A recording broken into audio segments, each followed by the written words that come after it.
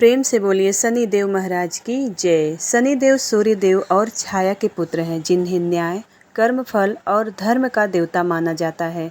पौराणिक कथाओं के अनुसार माँ छाया ने भगवान शिव की कठिन तपस्या की थी, जिससे शनि देव का जन्म हुआ था। शनि देव अच्छे कर्मों के लिए शुभ फल और बुरे कर्मों के लिए दंड देते हैं। शनिवार के दिन व्रत, दान और पूजा करने से शनि देव की क्रूर दृष्टि शांत होती है और जीवन में सुख समृद्धि आती है। तो भगवान शनिदेव का ध्यान करते हुए आज की इस वीडियो में सुनते हैं शनिवार व्रत की कथा। एक समय स्वर्गलोक में सबसे बड़ा कौन है के प्रश्न पर 9 ग्रहों में वाद विवाद हो गया। विवाद इतना बढ़ गया कि परस्पर भयंकर युद्ध की स्थिति बन गई। निर्णय के लिए सभी देवता देवराज इंद्र के पास पहुँचे। वहाँ पर बोले कि हे देवराज, आपको निर्णय करना होगा कि हम में से कौन सा सबसे बड़े हैं। देवताओं का प्रश्न सुनकर देवराज इंद्र उलझन में पड़ गए। इंद्र बोले, मैं इस प्रश्न का उत्तर देने में असमर्थ हूँ। हम सभी पृथ्वी लोक में उज्जैनी नगरी में राजा विक्रमादित्य के पास चलते हैं। देवराज इंद्र सहित सभी ग्रह देवता उज्जैनी नगरी पहुँचे। महल में पहुंचकर जब देवताओं ने उनसे अपना प्रश्न पूछा तो राजा विक्रमादित्य भी कुछ देर के लिए परेशान हो उठे, क्योंकि सभी देवता अपनी अपनी शक्तियों के कारण महान थे।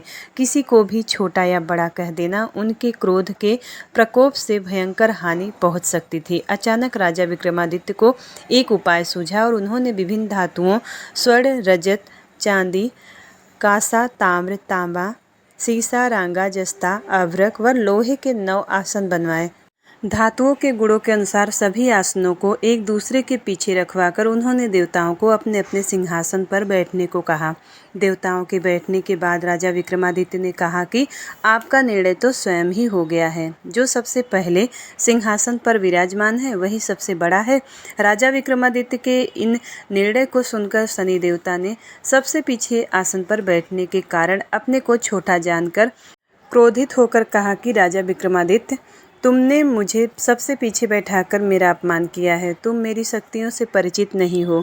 मैं तुम्हारा सर्वनाश कर दूंगा। शनि ने कहा कि सूर्य एक राशि पर 1 महीने, चंद्रमा 2.25 दिन, मंगल 1.5 महीने, बुध और शुक्र 1 महीने, बृहस्पति 13 महीने रहते हैं, लेकिन मैं किसी राशि पर 7.5 वर्ष तक 7.5 तक रहता हूँ। बड़े बड़े देवताओं को मैंने अपने प्रकोप से पीड़ित किया है।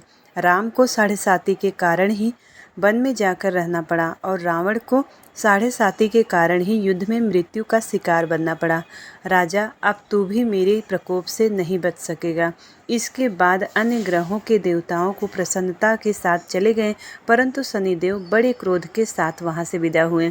राजा विक्रमादित्य पहले की तरह ही न्याय करते रहे। अब उनके राज्य में सभी स्त्री पुरुष बहुत आनंद से जीवन यापन कर रहे थे। कुछ दिन ऐसे ही बीत गए। उधर शनि देवता अपने अपमान का बदला लेने के लिए विक्रमादित्य से बदला लेने के लिए एक दिन शनिदेव ने घोड़े के व्यापारी का रूप धारण किया और बहुत से घोड़ों के साथ उज्जैनी नगरी पहुँचे। राजा विक्रमादित्य ने राज्य में किसी घोड़े के व्यापारी के आने का समाचार सुना तो अपने अश्वपाल को कुछ घोड़े खरीदने के लिए भेज दिया। घोड़े बहुत कीमती थे। अश्वपाल ने जब वापस लौटकर इस संबंध में बताया तो राजा विक्रमादित्य ने स्वयं आकर एक सुंदर व शक्तिशाली घोड़े को पसंद किया। घोड़े की चाल देखने के लिए राजा उस घोड़े पर सवार हुए तो वह घोड़ा बिजली की गति दौड़ पड़ा। तेजी से दौड़ता घोड़ा राजा को दूर एक जंगल में ले गया और फिर राजा को वहां पर गिराकर जंगल में कहीं गायब हो गया। राजा अपने नगर को लौटने के लिए जंगल में भटकने लगा, लेकिन उन्हें लौटने का कोई रास्ता नहीं मिला। राजा को भूख प्यास लग गई। बहुत घूमने पर उसे एक चरवाहा मिला। राजा ने उससे पानी मांगा। पानी पीकर राजा ने उस चरवाहे को अपनी अंगूठी दे दी। फिर उससे रास्ता पूछकर वह जंगल से निकलकर पास के नगर में पहुंचा। राजा ने एक सेठ की दुकान पर बैठकर कुछ देर आराम किया। उस सेठ ने राजा से बातचीत की तो राजा ने उसे बताया कि मैं उज्जैनी नगरी से आया हूँ। राजा की कुछ देर दुकान पर बैठने से सेठ जी की बहुत बिक्री हुई। सेठ जी ने राजा को बहुत भाग्यवान समझा और खुश होकर उसे अपने घर भोजन के लिए ले गए। सेठ के घर में सोने का एक हार खूंटी पर लटका हुआ था। राजा को उस कमरे में छोड़कर सेठ कुछ देर के लिए बाहर गया। तभी एक आश्चर्यजनक घटना घटी। राजा के देखते ही देखते सोने के उस हार को खूंटी निगल गई। सेठ ने कमरे में लौटकर हार को गायब देखा तो चोरी का संदेह राजा पर ही किया, क्योंकि उस कमरे में राजा के अलावा कोई नहीं था। राजा अकेले ही थे। सेठ ने अपने नौकरों से कहा कि इस परदेसी को रस्सियों से बांधकर नगर के राजा के पास ले चलो।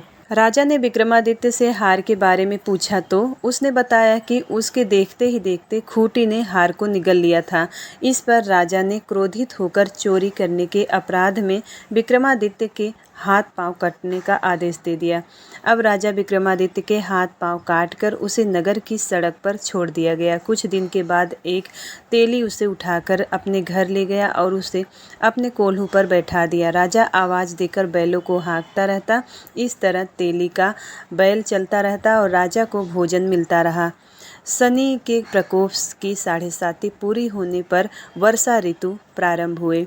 राजा विक्रमादित्य एक रात मेघ मल्हार गा रहे थे कि तभी नगर के राजा की लड़की राजकुमारी मोहिनी रथ पर सवार होकर तेली के घर के पास से ही गुजर रही थी।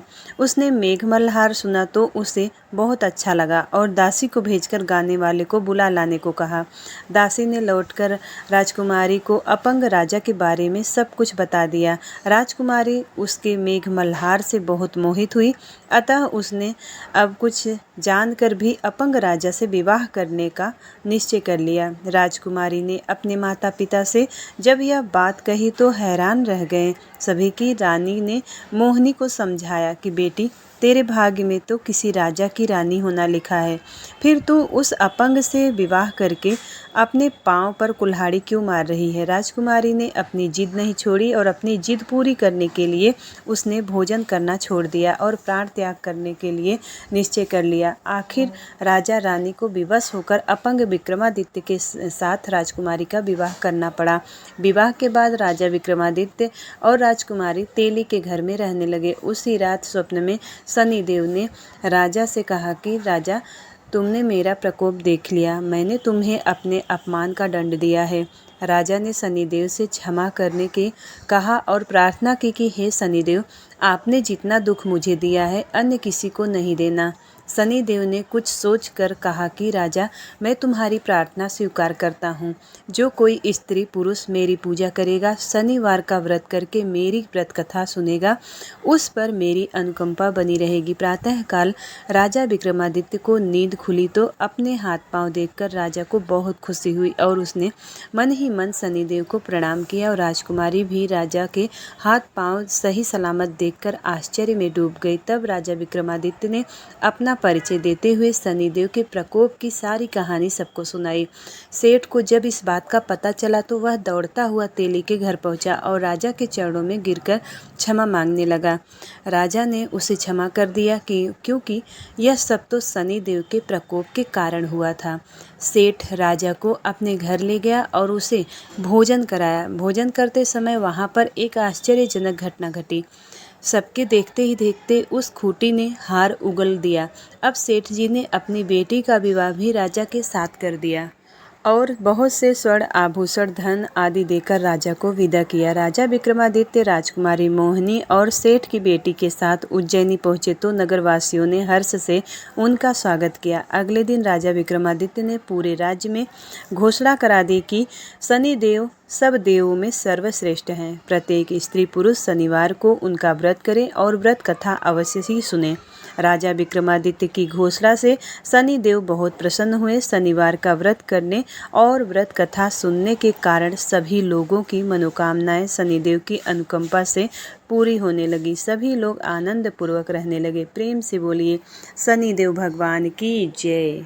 उम्मीद करती हूँ वीडियो आपको पसंद आई होगी। यदि वीडियो पसंद आता है तो वीडियो को लाइक करिएगा। चैनल पर पहली बार आए हैं तो सब्सक्राइब जरूर करिएगा और शनिदेव भगवान की जय कमेंट बॉक्स में ज़रूर लिखिएगा। तो मिलती हूँ अगली वीडियो में, तब तक के लिए राधे राधे, जय श्री कृष्णा।